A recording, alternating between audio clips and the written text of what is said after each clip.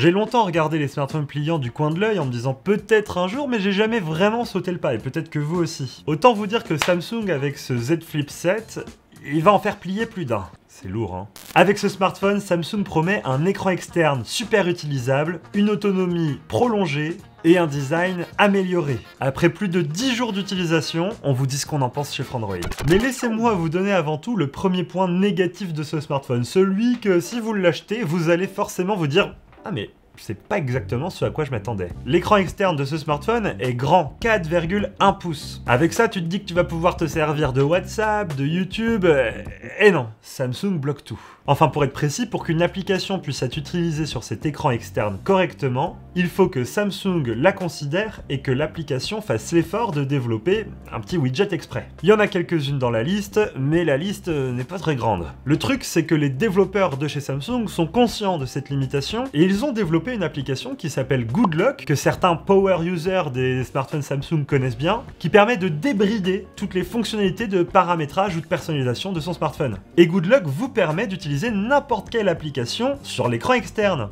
Il devient donc utilisable pour n'importe quel usage. Le truc de fou, c'est que Samsung n'a jamais vraiment mesuré la valeur d'une telle application, et pourtant développée en interne, hein, et ne la met jamais en avant, que ce soit dans leur communication, ou même simplement en la préinstallant dans votre smartphone. Et n'allez pas chercher Good Lock dans le Play Store, vous ne trouverez pas l'application. Pour trouver Good Lock, il faut aller sur le store de Samsung, le Galaxy Store. Et une fois l'application installée, il faut en réalité installer d'autres sous-applications depuis Good Lock. Bref, c'est la baguette magique qui permettra de débrider le Z Flip 7, mais ça en devient un peu une usine à gaz. Une fois qu'on maîtrise Good Lock, et une fois que le smartphone est débridé, entre guillemets, hein, je dis bien entre guillemets parce que tout ça est légal hein, et autorisé par Samsung, c'est Samsung qui le propose finalement, c'est une toute autre histoire. On peut utiliser la majorité de ces apps sur l'écran externe et ça fonctionne. Et tout ça, je peux quand même le mettre en point négatif puisque la concurrence des smartphones format flip a déjà répondu à ce problème-là depuis longtemps. Par exemple, chez Motorola, de la même manière que le Galaxy Z Fold 7, on peut utiliser Android sur l'écran externe et sur l'écran interne. Et ça, sans concession, c'est le même OS, juste adapté à différentes tailles d'écran. Alors je comprends toujours pas pourquoi Samsung n'ont pas été dans cette direction depuis le début. Parce que payer son smartphone 1200 balles et pas pouvoir facilement utiliser toutes les applications sur son écran externe, un peu dommage. Maintenant, laissez-moi vous donner mes points positifs sur le smartphone. Le design et les finitions sont au top. On est sur ce que Samsung sait faire de mieux. Une fois déplié, on a un smartphone qui est fin, pas aussi fin que le Fold 7, hein, qui est vraiment une prouesse technologique, mais presque 2 fois plus cher. Mais le fait que le smartphone devienne super compact une fois plié, bah ça fait qu'on l'oublie une fois qu'il est dans notre poche, quoi. Au niveau des écrans, on est sur ce que Samsung sait faire de mieux. On est sur de l'AMOLED, 120 Hz, extrêmement lumineux. On atteint 2600 nits sur les deux écrans. C'est franchement de la très haute prestation. On a juste une petite frustration. Samsung pourrait améliorer son calibrage puisque les blancs ont tendance à virer un peu vers les bleus. On est sur un Delta E qui dépasse le 3, alors qu'on aurait préféré qu'il soit en dessous. C'est ce qu'on demande en général.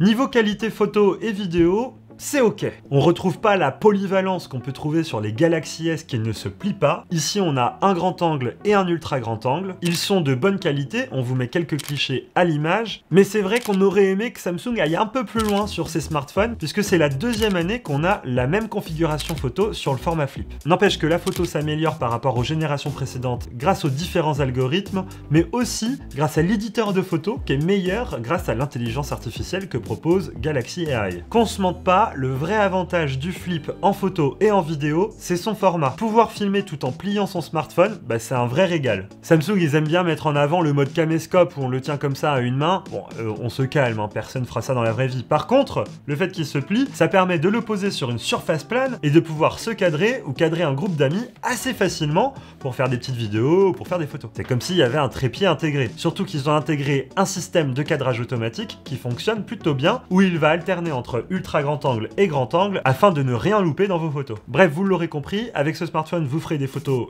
hyper correctes, hein, plutôt haut de gamme même, mais bon, faudra pas trop vouloir zoomer puisqu'il n'y a pas de téléobjectif. Et c'est vrai que pour 1200 €, on sent qu'il y a des compromis qui ont été faits pour intégrer la charnière et l'écran pliable. Niveau performance, on est sur un smartphone qui est bon sans être excellent. Il est équipé d'un Exynos 2500 qui offre des performances similaires au Snapdragon 8 Gen 3 de l'an dernier. Alors c'est dommage, on aurait aimé que Samsung mette une puce plus puissante que celle-ci pour pouvoir atteindre les performances de Snapdragon 8 Elite qui cartonne sur les S25 ou même sur le Z Fold 7. En tout cas, à ce prix-là, c'est ce qu'on aurait attendu. Ça n'empêche que ce smartphone est quand même super puissant et pourra faire tourner l'ensemble de vos applications quotidiennes. Par contre, si vous voulez faire du jeu vidéo, vous n'aurez pas les meilleures performances de ce qu'on trouve sur le marché. Par exemple, sur un Genshin Impact, vous n'atteindrez pas les 60 images par seconde en jeu. Ça permet quand même d'avoir un usage agréable, même s'il est au bout de ses performances, et surtout de gérer la consommation pour augmenter l'autonomie, ce qui est plutôt une réussite. Parce que côté batterie, Samsung a réussi à augmenter sa capacité sans changer le châssis. On passe maintenant à 4300 mAh contre 4000 l'an dernier. Et ça se ressent à l'usage, sans être révolutionnaire. Hein. Avec le Flip 7, vous tiendrez la journée en finissant autour des 15-20% d'autonomie. Vous allez pas tenir 2 jours, ça c'est sûr. C'est plutôt ok pour ce genre de format, parce que mettre une batterie autonome sur un smartphone qui se plie en deux, je peux vous dire que c'est un sacré challenge technique. Après mesure avec nos tests, on tient 7 heures d'usage intensif, avec luminosité au maximum, jouer aux jeux vidéo, regarder des films, etc., etc. Ça veut dire qu'on pourra pas vous dire oui, c'est le smartphone le plus autonome du monde, mais on peut pas vous dire que c'est le moins bon. Il est moyen, mais bon, il est pliable. Le truc, c'est que Samsung aurait pu vraiment faire oublier cette autonomie moyenne en incluant une charge rapide. Ici, Samsung est vraiment radin puisque la charge filaire ne dépassera pas les 25 watts. Pour arriver à 100%, il faudra 1h30 de recharge branchée. C'est beaucoup, et c'est quand même dommage de pas pouvoir profiter d'une petite charge rapide de 10 minutes pour pouvoir gagner 50 à 60% comme sur d'autres smartphones chinois, afin de repartir pour une soirée endiablée par exemple. Un avantage du Flip 7, c'est son interface, il tourne sous One UI 8 et franchement, c'est fluide, réactif et surtout très complet. Ils promettent 7 ans de mise à jour majeure sur ce smartphone.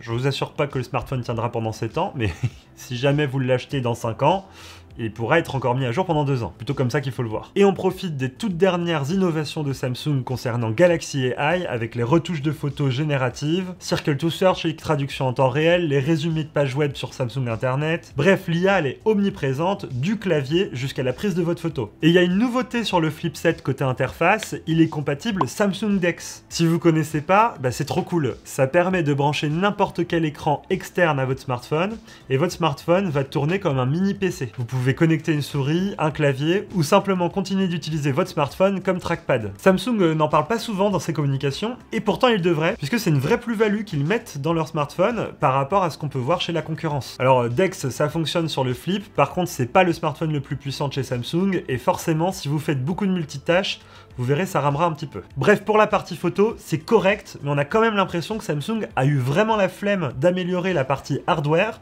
et se sont contentés de faire des optimisations logicielles. C'est pas suffisant, sachant qu'aujourd'hui, on aurait pu avoir un ultra grand angle avec un autofocus, ou alors un capteur grand angle mieux défini pour pouvoir faire du crop numérique. Là, on est bloqué au zoom x10 et le résultat n'est pas fou, donc c'est quand même un peu dommage.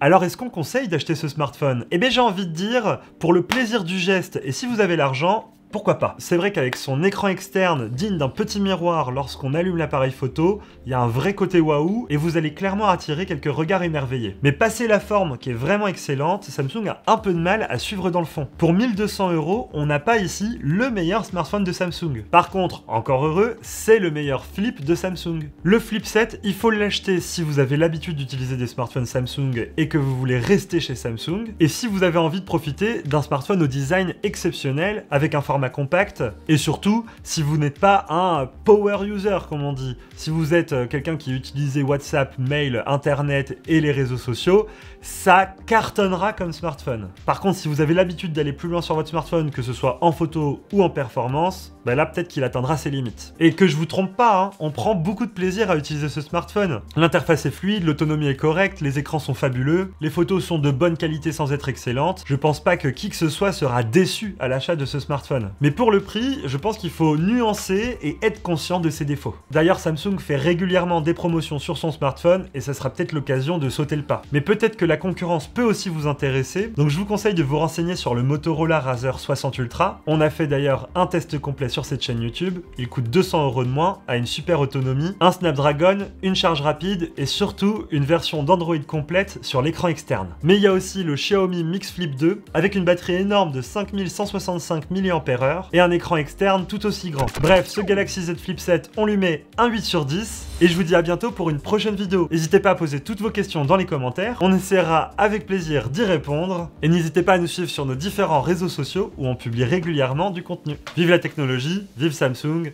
ciao.